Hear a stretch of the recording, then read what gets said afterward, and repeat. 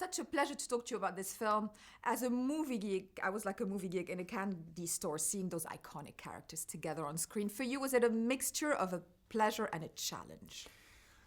Yes, absolutely. Because listen, the truth is, I'm a fan, and I really, I've loved these characters pretty much my whole life, and so getting an opportunity to put them in a movie together was not a thing I thought would happen.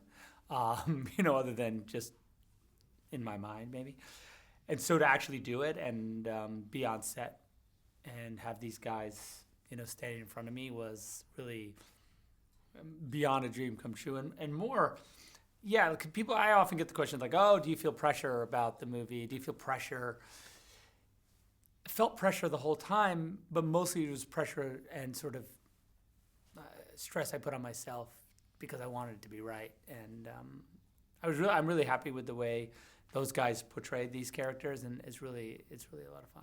And it looks absolutely great because although we know those characters so well, we see them in a very physically and morally different aspect this time, and this is what gives it that fresh touch. Yeah, I think that, first of all, the amazing thing that it's 75 years we've had Wonder Woman, never had a movie, and she's definitely she's one of those characters that's deep in sort of social conscience. Everyone knows Wonder Woman's like, oh yeah, of course, you kidding me, Wonder Woman. But again, we don't really have an image of her in pop culture. She's not portrayed in pop culture really, other than on a lunchbox or on a coffee mug. You have this, you know what I mean? There's a very sort of vague memory of her. Yeah, it's this weird, she's in and out, and it's an interesting. So I think the thing that I like about it is that now we kind of have like a physical Wonder Woman that exists, and that's pretty exciting. And Batman, of course, is Batman. And Henry's done an amazing job sort of bringing this Superman and sort of setting this Superman in pop culture. I think with this movie, he really sort of locks in this new Superman. I think will be for a generation, I hope.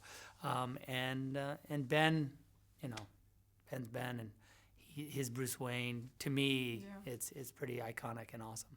And this is what works because the challenge in those big blockbuster movies is to make those characters, stand out as characters, as actors. And you have to find a fine line because the visual effects are as important. So where do you stand in the beginning, and how did you find your form? Yeah. I mean, I have an amazing, collaborator with Chris Terrio, who wrote the script. Incredibly smart, and became an expert of comic books, but was not a comic book guy when we first started working on this. I mean, if you talk to him now, he's a kind of guy that will exhaustively do the research all the way.